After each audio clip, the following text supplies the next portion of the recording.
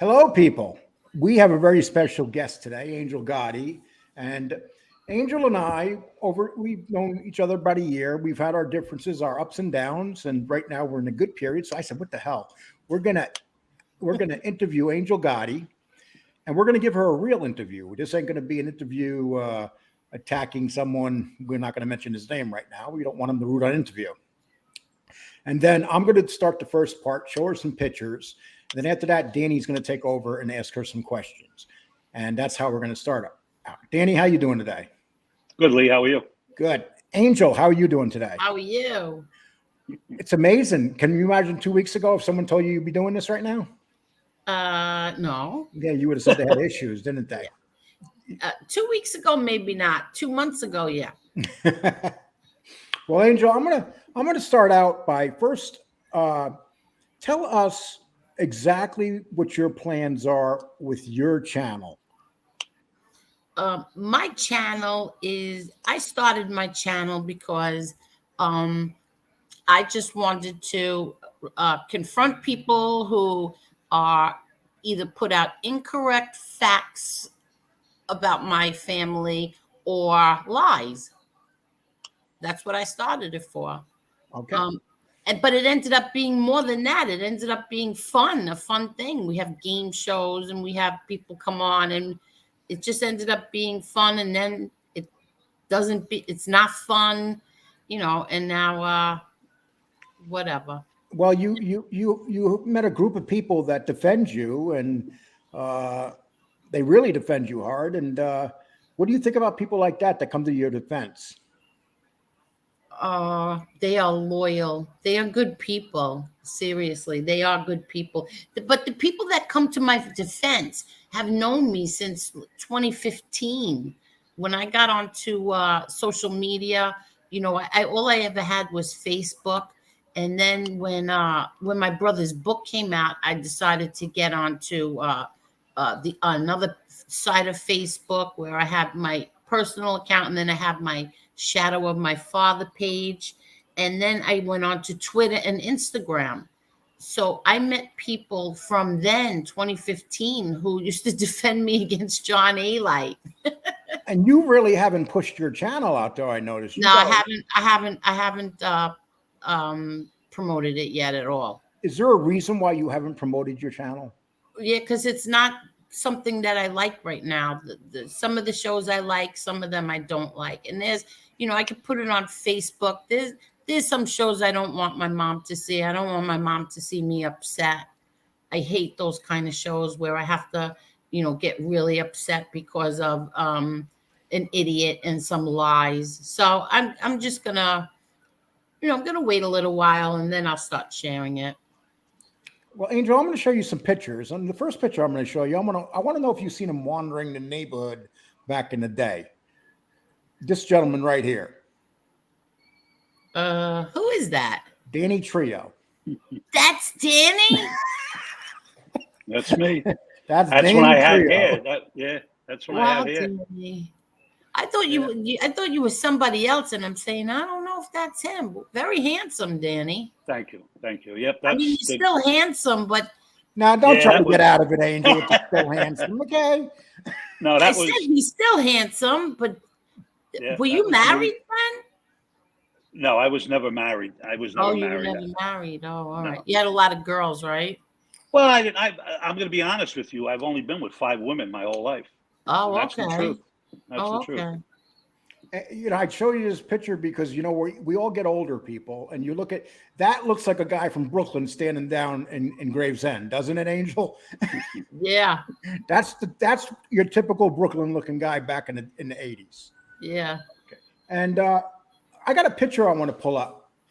We never talk about Bobby Borriello, but this picture I want to pull up because sitting at the table, it's a lot of history in this table because there's a lot of deceit at this table too.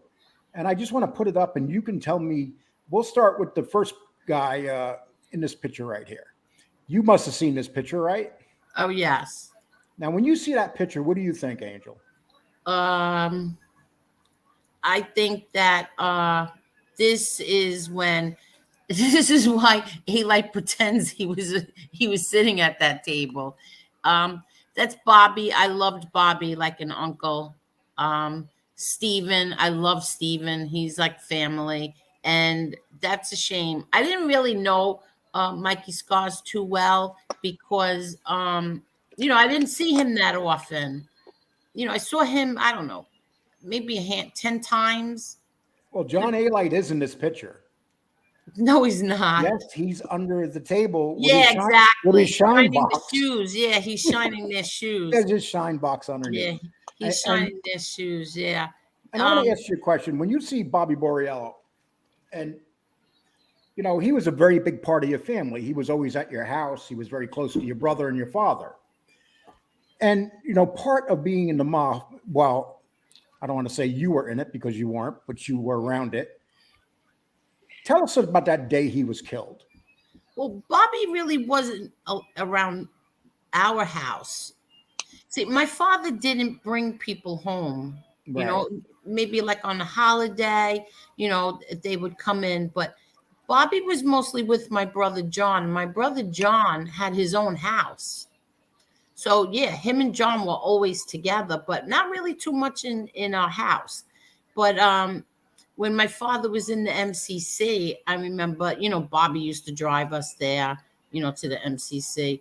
But what happened the day Bobby died? It was a horror. I was good friends with Bobby's daughter. And what happened? I don't even remember who called me. Somebody called me screaming. And it might have even been my sister-in-law. I don't know. But my brother ran there.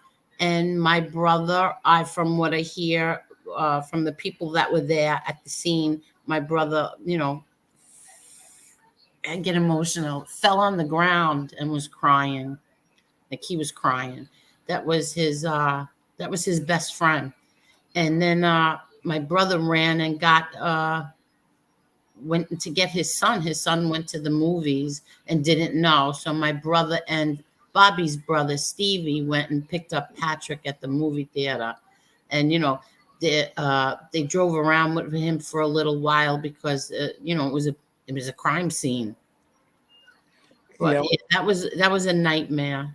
Really was a nightmare. And I asked you this question because people have to understand when you're around that life, you have tragedy like this happen all the time. And that's the downside of that life, one of the big downsides. And Yeah. I'd just like to mention it because you have had a lot of tragedy in your life. Yeah. I mean, people Bobby was really, really, that was a nightmare.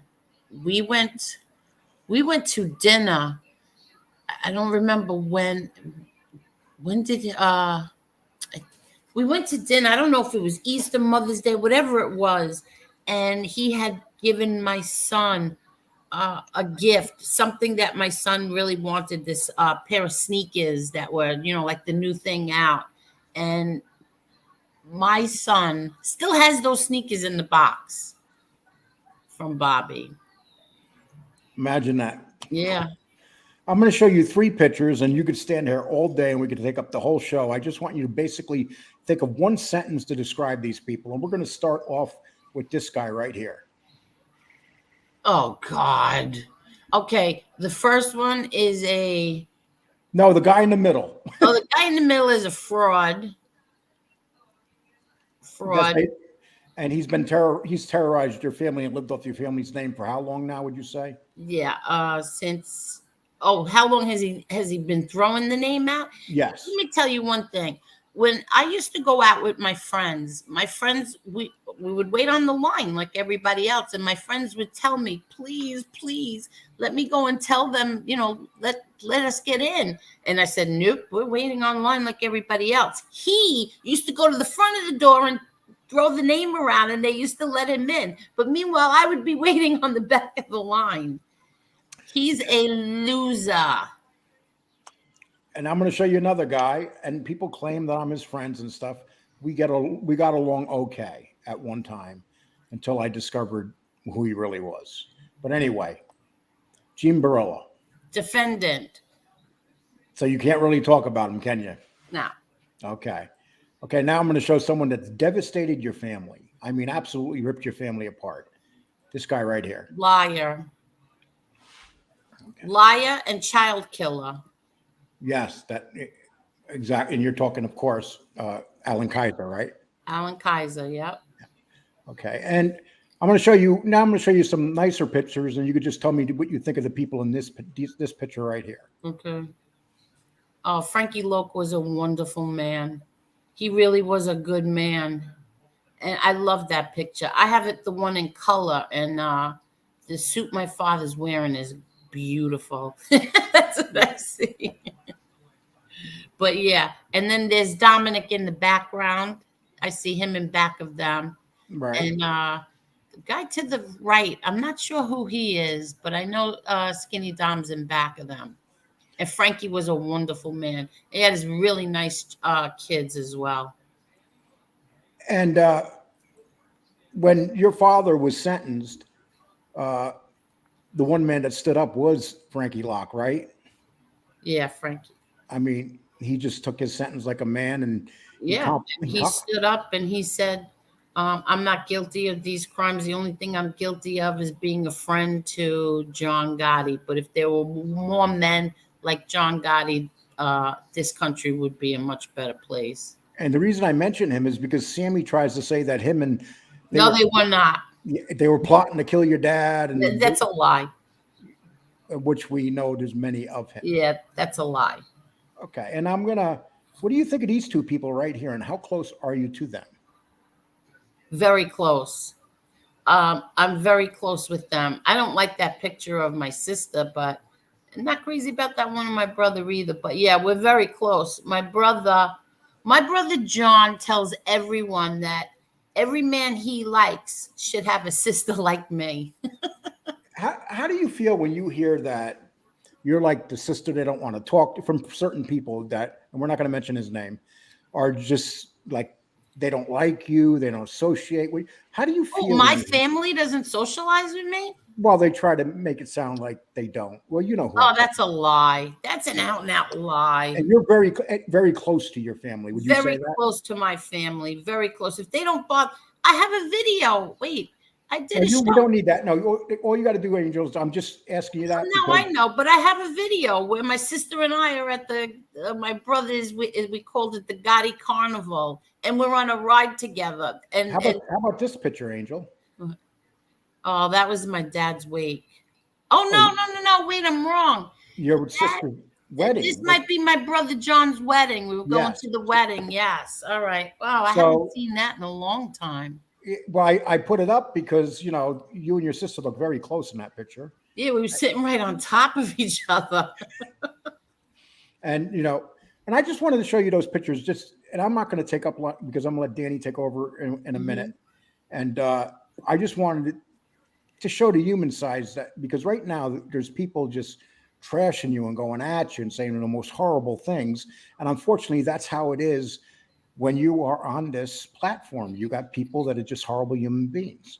Well, when you don't want to be friends with somebody anymore, that's what they do. But if that person said that I'm not close with my family, they're out of their minds. Then they're just flat out lying. Yes, and I know that. Exactly. You have your Easter. You have your Christmas dinners. You guys are always together. Exactly. Birthdays, everything. This year was the first time everybody was like, "Oh, we missed your videos this year." It was because I had COVID and I couldn't see them. But I'm going to ask you one other question before I end this, and we'll go on to Danny. Okay. How is your relationship with your mom, and how's she doing? My mom is. My mom and I are very close. We're all very close. And my mom is doing well. As you know, my mom's had 3 strokes, but she's doing well, thank God. And that's it. My mom keeps telling me, my mom will call me and tell me, when is court? I'm going with you to court. Does your mom ever listen to your show? Jake LaMotta. Does your mom ever listen to your show? No, I don't want my mom to listen to me. No, we made those recordings. She knew I was doing them for my show, but and my channel. But I don't want her to listen to them now. Not now. Right. Well, listen. Well, very soon all this is going to be straightened out, and everybody will start doing things in a little bit of peace. There's a Yeah, certain exactly. amount of troublemakers around here. They'll be dealt with. Yes, exactly. Danny Trio, you and Angel know a lot of people in common. You kind of worked around the same industry, so I'm going to let you take over. Have at it. There's Angel. Enjoy the interview. Thanks, Lee. Hi, Angel. How are you? How are you, Danny? Good. A couple of things I want to ask you. And, who is Angel Gotti? Who is Angel Gotti? My brother John referred to me as fiercely protective of her family. That's what my So you brother would, John told a newspaper reporter back in 2015 or 16. My sister is fiercely protective of our family.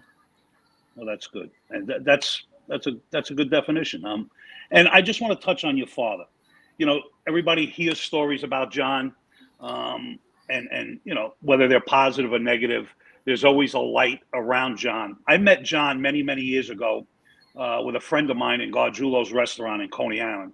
And, he never acknowledged me, he never said anything, but his presence was that of a president or a big politician, even though he wasn't at his stature what he became a boss, but he had and exuded power and let me mute.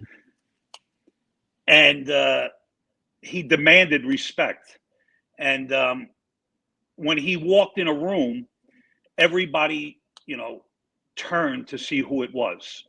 And that goes to his nature and his way of commanding respect. And he had a lot of respect from a lot of guys, street guys. He had a lot of respect from, made men, even people that hated him had to respect him. And I just want to know what you thought of your father as a man, as a father, as a husband.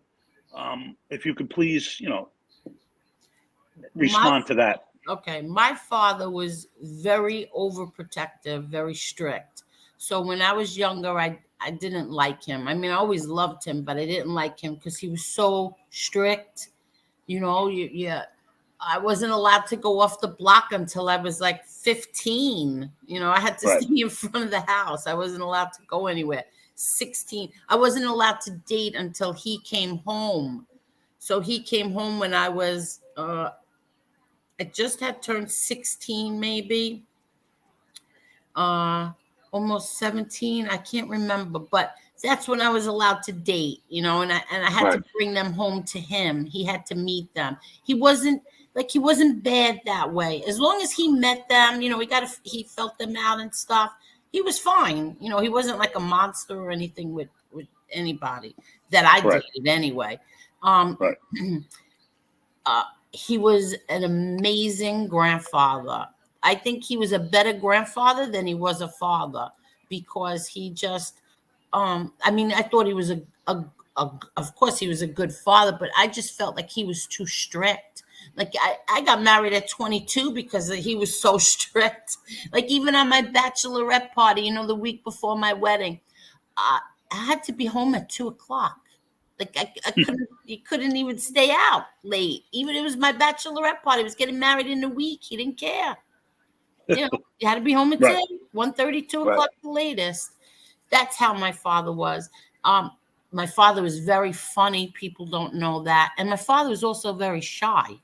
People don't believe me when I tell them that, but he was. He was very good to my mother.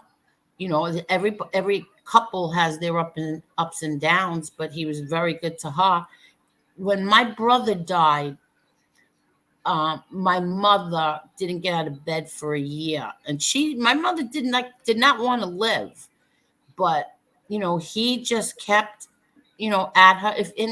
She told my brother that if it wasn't for that she felt that my father saved her life because she would have died if he didn't. So Yeah. my father, to me, uh, I adored the ground he walked on, because you know what? And he was such a great grandfather. My kids think the world of him because he just everything was about them. He made them feel like the whole world revolved around them. Yeah, it's So interesting. And Yeah. yeah, Danny, and everybody I gotta else jump in with one quick question here. had. Angel, when you used to bring those boyfriends home, did any of them walk through the door and seem kind of intimidated? No, because Lee, don't forget that was I got married in 1983. Okay. So when I was hanging out in Howard Beach and dating, it was the 70s. So you didn't think about those things. I didn't anyway. I Right. you know I didn't hang out with friends. I didn't have friends who were their fathers were friends with my fathers. I would just remember one time a friend telling me in school, I think it was the ninth grade, that her father and my father were friends. And when I went home and I told my father, he got really mad. And he said, that he's not my friend. I'm not friends with him. Like, he got really mad. I never did it again. I never asked him again. Oh, my friend's father said he knows you. Never did it again. Okay, Danny, I'm sorry. No, that's all right. Angel, when were you aware, if any, that your family was different than the traditional next door neighbor? Well, I knew that If, I always knew we were different. I always knew, like my uncles, and I always knew there was something different, that they were like they were like what's the word I want to use? Strong men. You know what I mean? Like they were right, tough guys, tough. I always knew my uncles and my father was tough. But right, to be part of that, I didn't know until my mom called me and told me that he was on the front page of the newspaper, that he was the new boss. right, And right, my mom and I were laughing, right. Sure. but before that, I just knew that they had a lot. There was a lot of brothers, don't forget. And then the brothers had friends that were brothers to them. So I just knew we had a big, giant family, and that was it. And they had a lot of friends, and that's it. And you see a lot of pictures, and on the 4th of July, and John had, you know, fireworks for the neighborhood. He was a staple in the neighborhood, and he was very loved in that neighborhood. Contrary to what a lot of people believe, that nobody wanted John Gotti around. John Gotti was nothing but a gangster and this and Oh, that. they were all lying, Danny. But exactly the flip side of that coin, and I know this, he was revered in that neighborhood. And you had strangers that would come out just to see John Gotti, and so he was very good for the neighborhood. And I believe that. And as far as crime goes, as far as a problem being in the neighborhood, people would think twice of doing anything in that neighborhood. You know, and that goes to your father, to the Gotti name. So when I hear like John Alite and a lot of other guys that talk about John Gotti was a lot of things, but John Gotti was a man's man, and you can't take that away from him. And so when these people ridicule your name, and it's not just because it's your name, it's because it's false, it's their lies. And that's what bothers me. If you're going to say something about somebody, at least come correct, and don't come with all the bullshit that they do. And that's what I don't like. And you know, people can not like your father, but one thing they can't deny, that your father was a man. He took his lumps, and he even said, and I'm not saying anything that's not public, you know, one or two things are going to happen to him. He's going to get killed or die in prison. But your father never opened his mouth. Okay, your father never ratted on anybody. You could say what you want about him, how he treated people. I don't care. But one thing is clear: he was a gangster. He lived a life, and you can't take that away from him. Absolutely not. And it's you'll never see another John Gotti, and that's a fact. You'll never see John, because nobody could ever live up to his statue. As far as I'm concerned, the guy was a gangster through and through. And you want to call me a fanboy or whatever, you go right ahead. But you'll never see another guy like John Gotti, and that's a fact. No, you will not ever. And you know, people don't understand. I'm hoping that it's going to come out. I'm hoping it's in this series that my brother is doing, Betrayal, or the Armand DeSante movie. But I'm hoping that this is finally going to come out of what he did, what happened in Marion. I mean, he was in so much pain, and instead of asking them for anything, he would rip his implants out with his own hands. You know, like, I have no idea what he went through and how mad he would get at us for trying to help him. We would try to help him. Like my mom and my brother and I, not John, Peter, we were there, and we hired the best lawyer in that town, right? The whole state. We hired the best of the best. And Louis Casman, we didn't know at the time, who was, ratting at the time, went and told my father that we were doing this. And we got to the prison that day. He was like in the bed, and he said to the three of us, whatever it is that you're doing, end it now, or don't come back here again. I'm going to terminate your visiting. So I started crying, like I said, and my brother's like, I don't care. I just won't come back. And he walked out. My mom walked out, and then he looked at me and he said, I'm not kidding. On your brother's grave, I will terminate these visits, and you won't come here no more. Go tell them to end it. And I went out in the hall. I started crying. I go, listen, you two play games all you want. He doesn't want us to help him. Leave it alone. He doesn't want it. I'm not gonna be able to come back here anymore. He just swore on Frankie Boy. You're not doing this to him. Right. And that I swear on my kids, I'm not lying. That's the truth. That's how he was. And so they had to cancel him. They couldn't do it. All we wanted was to get him from the prison into a hospital. That was it. He wouldn't take it. He wouldn't take it. So they could all, they could all buzz off, because they're not a quarter of the man my father was. They're not a quarter of the tough guy my father was. And I don't really care. I always said, I came on here and I didn't care of people's opinions. I don't care about your opinion. You don't like him, fine. You don't like him, who cares? It's my business. But you're not going to lie about him. Exactly. If you lie about him, then I'm going to, and again, it's to the theory of what Alite is doing as far as making a name off of your family. And it just goes to the other people that want to, spread misinformation, because 95% of them never met your father, was never in your father's house. They don't know nothing about your father. So it's easy for them to point the finger and say this, that, and the third.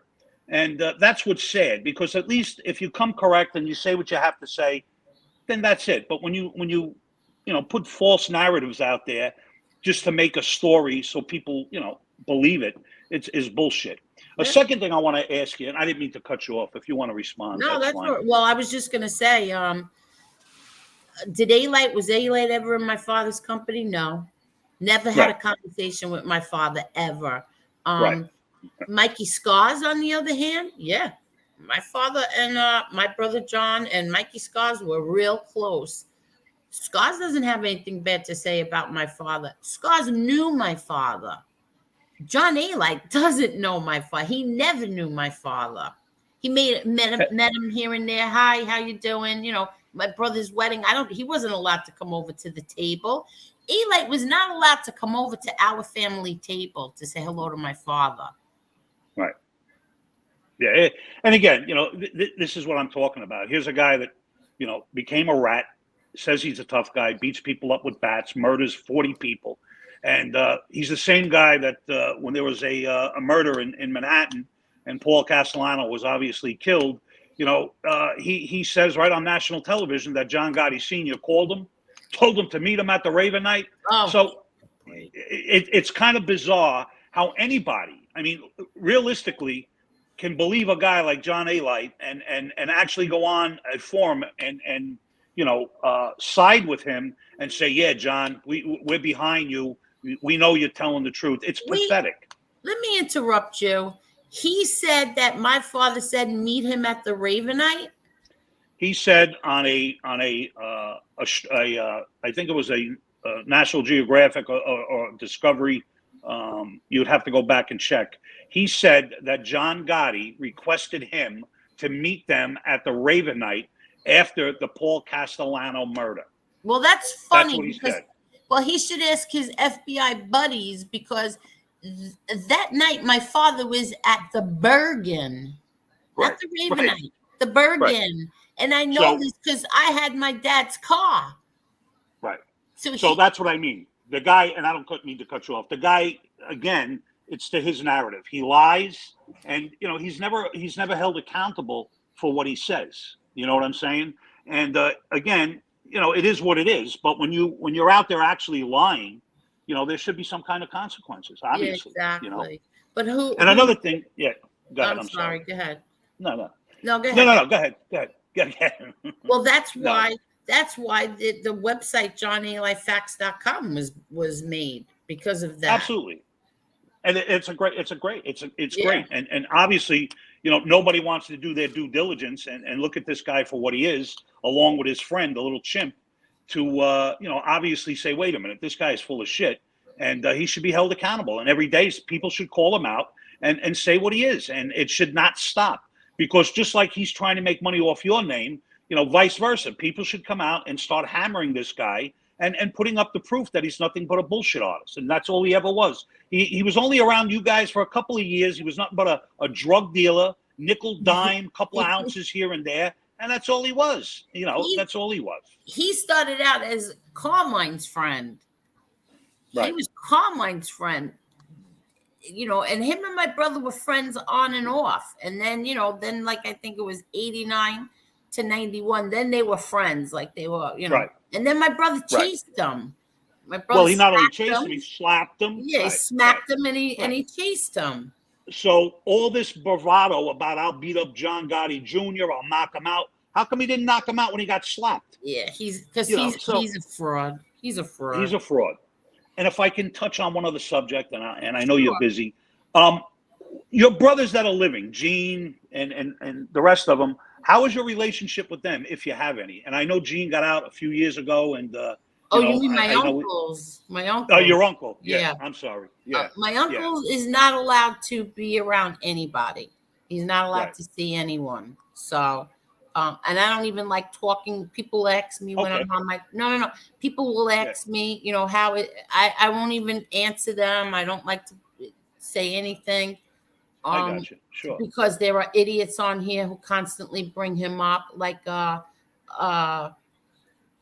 who brought him up and started talking about him, and I thought it was so disgraceful. Jimmy Calandra, leave my uncle alone. Leave my uncle alone. So that's why I never talk about him. Yeah, I didn't know that, and I apologize. No, that's okay. You don't know. And one other guy I'd like to talk about that's kind of a mystery. I don't know if anybody is privy to him. Billy.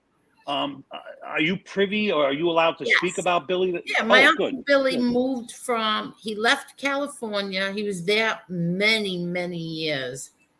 I couldn't even tell you how many years. A long, long time. He was a very, very successful restaurateur. Yes, from what I understand. very successful. He's also like a wine connoisseur. So the restaurant started to, I think, less and less. People. I don't remember the reasoning, but the restaurant ended up. Oh, they were raising his rent or something. Yeah. Yes, they wanted the building. I don't remember. They wanted the space back, or they raised his rent really astronomical. They wanted to triple his rent. Yes. Okay. Yeah. See, I forgot. And then he's back here. He's back in New York, and he's doing well. He's married. Yeah, he's married. He's doing well. That's good. Oh, that's good. Yeah, because I always wondered. I read an article many years ago about him, and there was some controversy about if he was even related to you, because nobody ever heard of him. So when I read more, I saw that he was actually related, but nobody ever really talked about him. So it was interesting to find out that he was actually a Gotti, and what his life was about, and what he did successfully in the restaurant business. Yeah, he was very successful. And that's another guy. Alite tries to pretend he knew. You never even met him. He Yeah. never met him. Hey, Angel, I want to ask you a real quick question. Yeah. The night that Paul Castellano was killed, did you feel your life change after that as a family, the way you were looked at by the neighborhood or by people, how you were treated? Did things change for you that night? No, not at all. But I will tell you this. I was in the kitchen cooking and they came on the news and all I heard was that this man was killed, but then I thought I heard Gotti. It was Bilotti. So I went running out of the kitchen like, what? And then I saw that, it was Tommy Bilotti and not John Gotti. And I'll never forget that night. I even started crying. I didn't understand what the heck was going on. I didn't understand any of that, like what is going on. And then I believe my brother John came to my house and I said, what is going on? And what happened? He first of all, he wasn't going to tell me anything. He was like, don't worry about it. Don't worry about it. Don't worry about it. And then after that, my father just acted like, I remember when he was walking out the door and I said to him, because there was a newspaper article or something, and I said to him, be careful. Well, that was the last time I ever said be careful to him again, because he got so mad that I said be careful. What do you mean be careful? What do I have to be careful for? Don't worry about me. You be careful. Like, he got so mad. I never said that to him again. Be careful. He probably felt like that was kind of a jinx. No, he just felt like, why would I ever tell? Yeah. Like that was more of like maybe I read the newspaper article and I believe what they said or something. Like, I took it that way, not a jinx. No, not that way at all. Like, why would I ever say something like that? And nothing was ever going to happen to him. Don't worry about me. He did these things. Like, I have a letter from him I carry in my wallet where when the last time when he was able to be awake. And it said in the letter, because he couldn't talk, so we used to have to write on a piece of paper, and he would write the answers on, ask us something on the piece of paper, and we'd answer him. And when I came back from the lunch break and came in and he hands me this letter, and he tells me, I'm sorry that I have to put you out like this, but we'll make up for it. Like, he never said, I'm going to die, Dad, and it's over and be good. No, he would say things like, we'll make up for it. Yeah. Yeah. That's the way he was. Danny, do you have a question you want to ask her? Oh, no. The other question I have is Frank DeChico. Were you friendly with him? Do you remember him coming to the house at all? Frankie DeChico. We used to see these people at weddings and wakes and sometimes if we went out to dinner. Frankie DeChico was a very nice man. I knew Butter. I knew Butter better. Butter DeChico. Right. Butter would call me on the phone, and his wife Fanny would call on the phone, and we, I knew them better than Frankie. But Frankie really was nice. And then after Frankie died, my father, I'll never forget, his son was getting married. And my father, he even gave me money. He's like, make sure you go out and buy something, really nice to wear. And it was like a big thing. Like, my father wanted to make sure that wedding was perfect. Everything about it was perfect. Yeah. Did your father ever show any signs of distress on him? No, never. Being out in the street and never. When DeChico was killed and stuff? Never. Okay. Never. Okay, Sammy Gravano. Now, your mother met Sammy Gravano, and she had an opinion about him. What was that opinion? She didn't like him at all. She met him. He did come to our house because he had some kind of contracting company, and he was doing the kitchen over. She was getting a new kitchen. He was putting in the cabinets, or he brought his men there. something like that. And she didn't like him at all. But and I don't blame her, because the cabinets fell apart. As a matter of fact, a few of the doors fell apart. Well, Sammy did a show about that, and he kind of insulted your mom in that show. Yeah, When you he said, yeah. But let me tell you something. First of all, she was a grieving mother. So if she was a little whatever, she was allowed to be. She lost a child. But one thing I say to Sammy Gravano is, yeah, she might have been whatever he said. She was crazy, whatever. I don't care. At least she didn't have mugshot like your wife did. Like the mother of your children had mugshots had a mugshot for selling drugs to children. now, and I want to get into Sammy Gravano because what was your feeling when the very first time your family heard that he was going to testify against your father?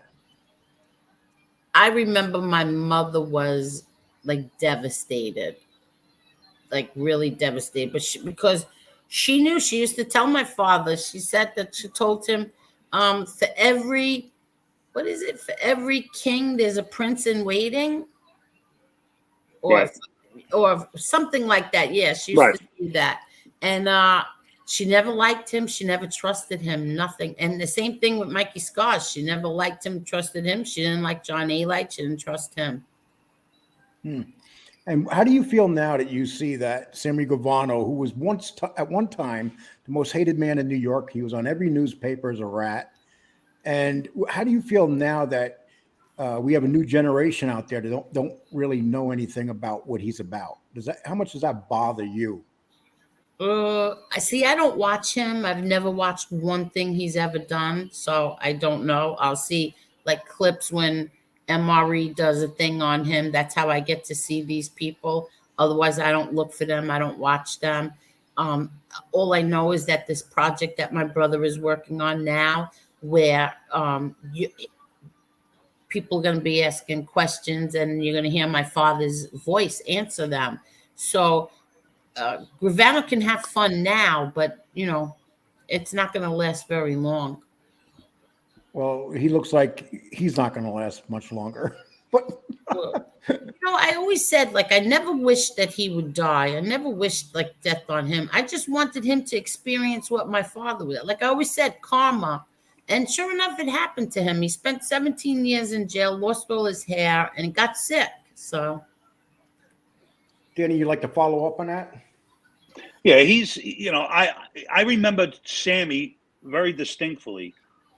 I was living on 23rd Avenue and 81st Street in Brooklyn. Right in front of me was Stillwell Avenue, and he had a place over there, and he used to play handball in the school over there.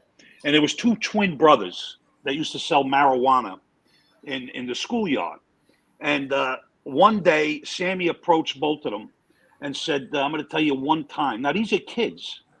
I'm going to tell you one time. If you ever come back in here and sell pot, you got to give me money." And they looked at him like, "What are you talking about?" That's how Sammy was. He was a piece of shit, and he fulfilled that fact when he became a rat. And my biggest problem with that whole scenario is all these guys that have a venue or they have a platform to talk about what they did, they always play the blame game. And Sammy Gravano always blamed your father for becoming a rat. Sammy was a rat to begin with. It was just inevitable it came out. So he had to blame John because that's the kind of coward he was, okay? Instead of manning up and taking his fucking time like a man and going to prison and doing what he had to do, but no. He blamed the Gotti, John Gotti, for what happened. That's why he became a rat. He was a rat to begin with. And you know what? He's allowed to come on a platform and to say what he wants to say.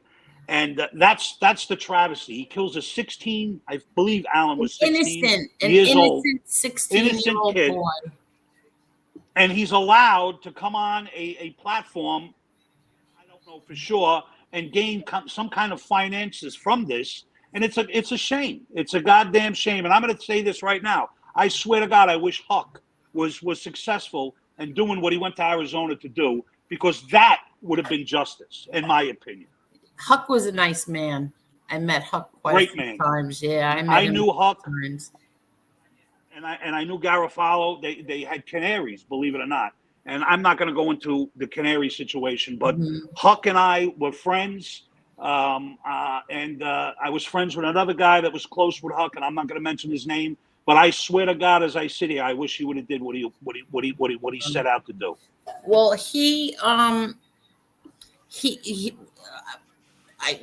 just I started thinking about how I was friendly with Huck's nieces and nephews, so I lost my whole train of thought.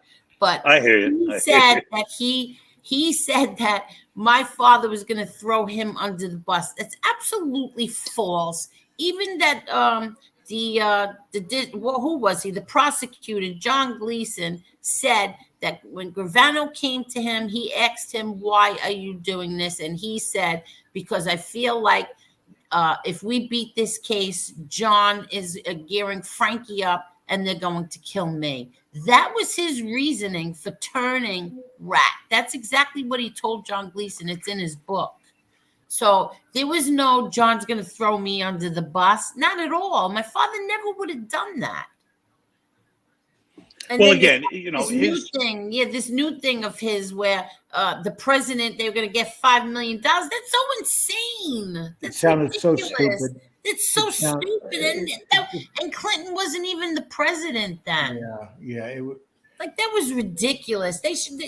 Whoever's writing these stories for him should really, it's ridiculous. Hang it up already. It was totally crazy. What do you think about him becoming a movie star now? With his fake eyebrows, Schmiegel. Yeah, I don't know. I don't follow him. I really don't. I don't see anything that he says, only when they spoof it. MRE spoofs it. Otherwise, I don't see anything that he does. And the thing that you have to remember, a human being, a man, would drag his family into dealing drugs and then blame it on them why he got into it, even though that's not what. Could you imagine? Yes. Could you imagine blaming it on kids? Yeah, he's a coward. He's a self-indulgent coward and a punk. And if he can get away with somebody, get away with something by ratting on somebody, that's what he's going to do. And it was just a matter of time. He got caught, and again, he put the blame game on other people, and he was able to escape that. And to me, he is a quintessential punk, and I can't keep reiterating what he is, but everybody knows what he is. And anybody that watches this piece of garbage, this mutt, needs their head examined. Well, that's what I said last night on my people were like, or one of my friends called me and they were like, I can't believe what this guy is saying and doing. Well, what can I do to help? No, don't watch him. That's how you can help. Right. Don't watch him. Don't encourage. Right. Like, you're encouraging him by watching. Yeah. So it's that's ridiculous. What I say. But he is there's recordings of him. There's recordings of him and his wife. They bugged his business. They bugged his phones. They bugged our house, the restaurant. They bugged it all. How do you sit there now and try to make your kids take the blame for that?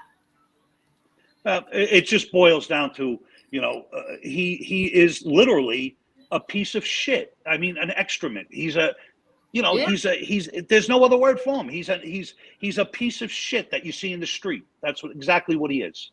Yeah, exactly. I mean, my father would have forget about it. And Angel, later in life, all of a sudden, a lot of people came out of the woodwork and started giving evidence toward people. Were you shocked sometimes when you heard certain names have flipped?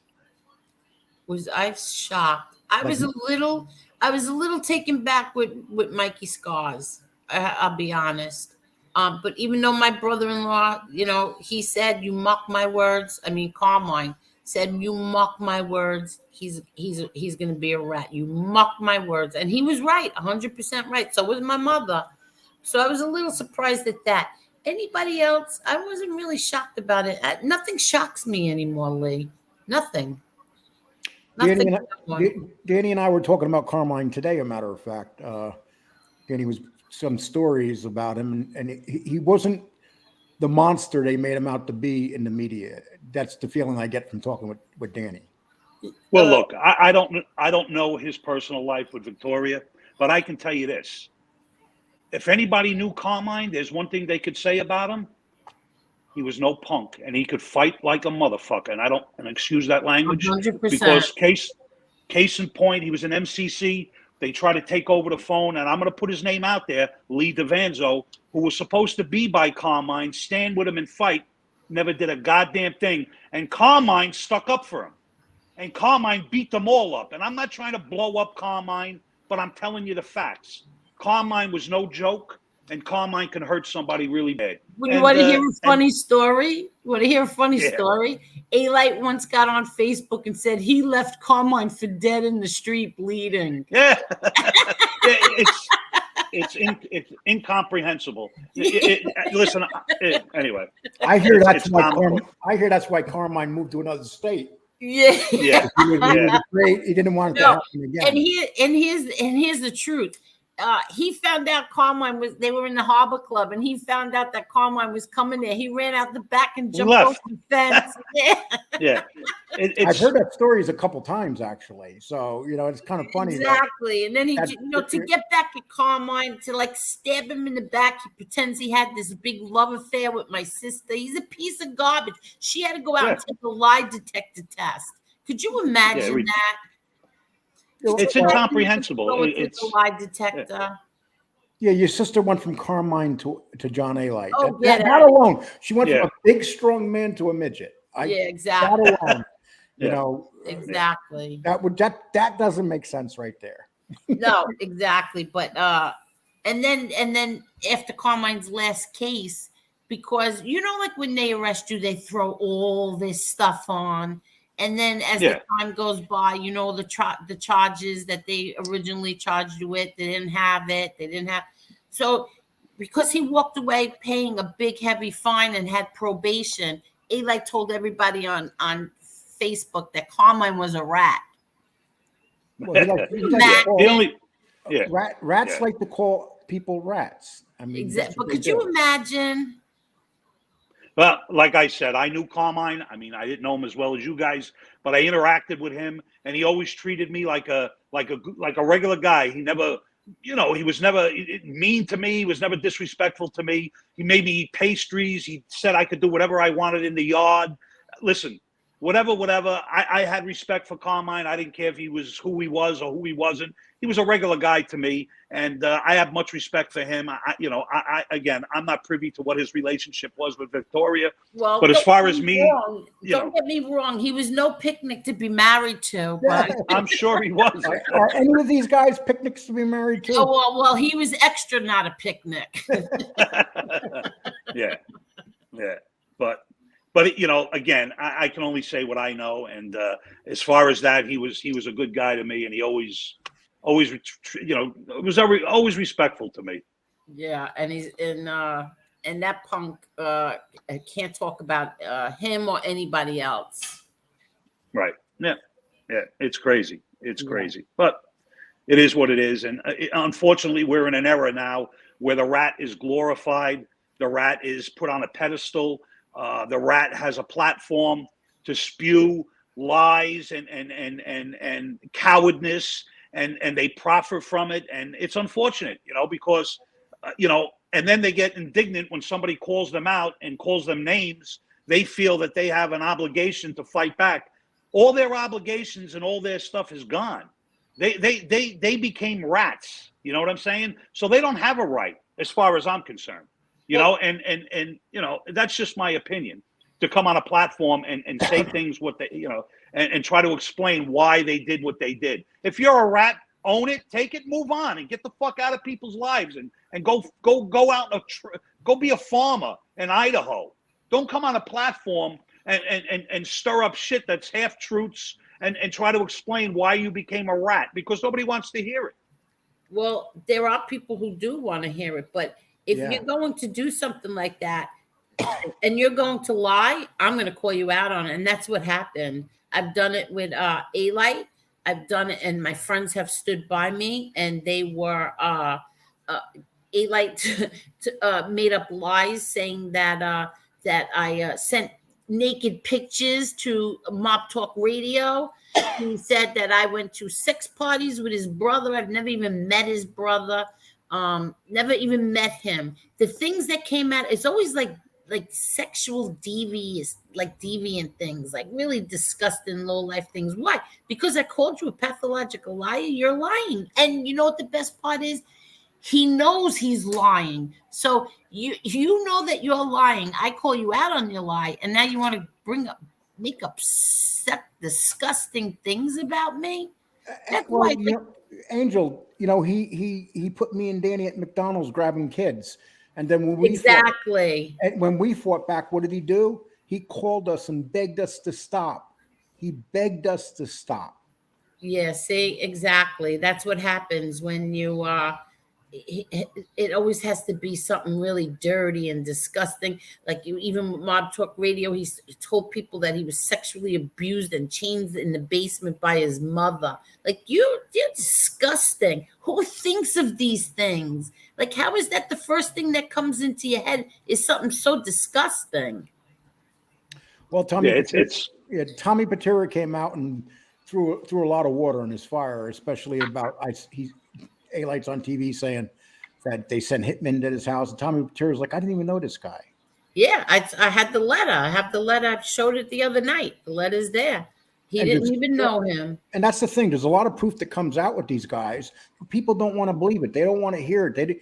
They don't understand that Patera is in prison for the rest of his life and is going to die in prison. He really has no reason to lie about this stuff. Exactly. It's not going to benefit him one way or another. Exactly. That's why I get mad at the people who platform these idiots, because you're giving them a platform. You're not challenging them. You're not, when they come out and say something, don't you do your homework? Like, I know if somebody's going to come on, I'm going to do my homework and I'm going to find out about them. Didn't you find, like, how did any of this make sense, what he's saying? Especially now that for, I think it was 3 years, he hated my father's guts. He said everything horrible about my father on Instagram, on Facebook. And now all of a sudden he has a fight with Gravano, and now my father was his right-hand man. He was my father's right-hand man. You know, how did, like, people who platform him, how didn't you figure it out? Like, okay, 3 years ago he hated this guy, and Sammy was this, Sammy was that, and now all of a sudden today he was his right-hand man that locked up a fraud. And you know what? And he was looking at the cameras like he was laughing inside while he was telling this story. That's the feeling I got. But the best part of that was the fake man cry. I was hysterical laughing. I told everybody, telling everybody, watch this, watch this. They're like, I'm not watching him. I go, no, wait for the fake man cry. It's amazing. And does it bother you, these networks like Netflix and them take these guys and take them at their word without even, Vlad TV? They take these people at their word and they don't even research them, and they let them get up there and say whatever they want. Yes, I always make the joke that I have a 1 year was a nun for Halloween. I'm going to put the nun costume on and tell Vlad that John Gotti's daughter became a nun, and let him interview, because he probably believed me. Yeah. Well, they don't want to know the truth. They just want to put somebody on there for whatever they conquer as far as views and whatever. And that's what they do. They're not really interested in the truth. They just want to, Exactly. Look at Jeff Nadeau. Jeff Nadeau gets half his stuff from Wikipedia. And when you tell him, Jeff, that's not true. Oh, just because you don't want it to be true doesn't mean it's not true, Angel. No, I'm telling you it's not true.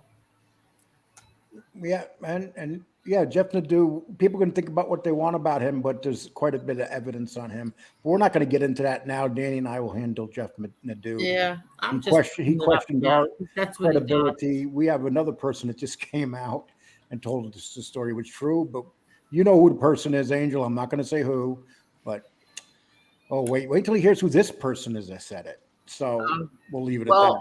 Listen, tell the truth and listen. I liked Jeff Nadeau in the beginning. I did. I liked him. He even said on FBS's show, "Let me write your book." I said yes in the chat. Like, I was like, yes, that's a good idea. Yeah.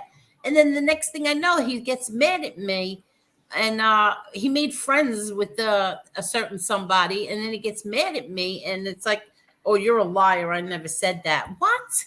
Why would I say it out loud if it wasn't true? I'm not a liar. I don't want to ever get caught in a lie, ever. That, to me, it's so humiliating. And you tell one lie, and that's it. You're done for, in my eyes, anyway. Danny, do you want any questions you want to ask before you wrap this up? Because Angel wants to go see another show. It's going to No, be. no. I just want to thank her for coming on and giving her time. And I thought it was a great interview, and I appreciate it, Angel. Thank you. No, thank you, and thank you for all the nice words about my dad. Absolutely, absolutely. And we try to change the interview up here, Angel, and ask you questions that we want to ask you because it seems I wish you had more pictures. well, Yeah. You know what I want to say? One thing. Look at this. Everybody keeps forgetting about this. And you, Lee, you did a show about this once. There are two men serving life in prison, John Burke and Joe O'Kane. I sure did. When the FBI went to them, they said, listen, you'll get out. All you got to do is testify against John, Jr. and back up Alite's story. They both chose life in prison. They chose and one of them died, and one of them died in prison. Yes, and Joe O'Kane died in prison. But John Burke said, I don't know John. I never met him. Just coming back up Alite. That's what the FBI wanted him to do. And he said, no, I'm not going to do that. I'm not going to lie. And they asked him to testify. I mean, if they testified, they probably wouldn't have had to go to prison. Is that right? They would have gotten out. Yeah. They told him, we'll give you a number. Come and testify against John Jr. You had to back up Alite's lies, and we'll give you a number. And Joe O'Kane told him, F you, and ended up testifying for my brother. Now, you see what you just said? And this is what bothers me.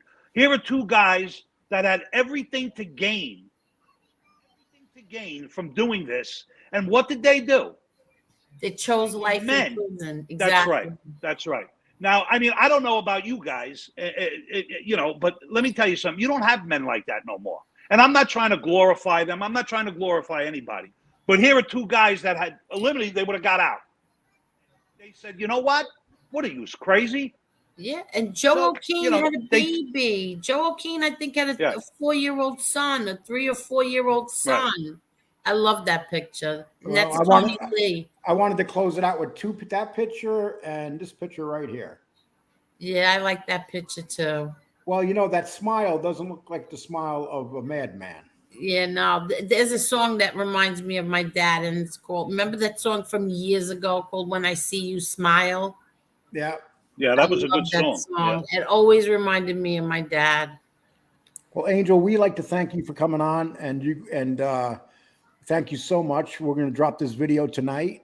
I appreciate you doing this interview, and I basically got a hold of you and asked you because I seen that you and Danny knew a lot of people.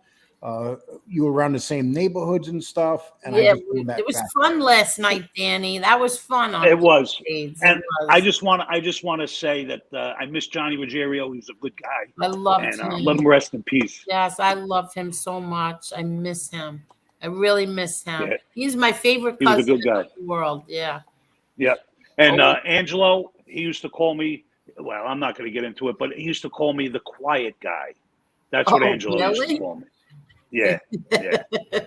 And he was very close with my friend Nicky Boy, and Angelo's a good guy. Yes, very. Yes. Yes, they are. Well, thank you, Angel. We really appreciate it. And that was Angel Gotti, people. That's I really wanted to do a real interview, and I feel like that was a real interview. Angel, thank you so much. Thank you so much. Thank you. And we'll be probably talking, who knows, in 5 minutes, who the hell knows? Yeah. You take care. I'm going to be doing something tonight. Okay. Couple of things, Yep. You take care. All right. Good night. Thanks, Angel. Good night. Thank you. Now I'm going to kick you from the studio, okay? Okay, Danny, what did you think of the interview? We're still on, by the way. I liked it. I thought it was a good interview. Obviously there's so much stuff going through your head that you want to ask her, but then you don't want to ask her, questions that may make her upset or whatever. But I thought it was a great interview, and I'm very happy that she decided to come on and do it. I really am. Me too. And people don't. No matter what you think of the Gottis or the name or John Gotti, you can't go from liking him and hating him in a week. It's ridiculous. Listen, like I said before, right? Exactly. And I didn't mean to cut you off. You can dislike him, you can call him names, but one thing you can't say about him that the John Gotti was a stand-up guy. I don't care how you feel about him. The fact of the matter is he was a gangster. He wasn't afraid to admit what he was. He took his lumps like a man. And you could say whatever you want about him, but he knew what he was, and he wasn't shy to say what he was. Yeah, and he wouldn't be running around this genre, be known as a snitch and putting down other gangsters that weren't snitches. Snitches putting down gangsters that weren't snitches. Who would ever thought we'd seen a day, Danny? Find the logic behind that. Yeah. Okay, Danny, thank you so much. I'm going to close this out. All right, buddy. Don't go nowhere. Okay. People, thank you. Please hit the subscribe button, or you can hit the view button. If you don't hit those, I'll have my link underneath if you want to donate to the show. It's appreciated. There's even a heart underneath this that you could. But besides that, thanks everybody. I really appreciate it. Take care.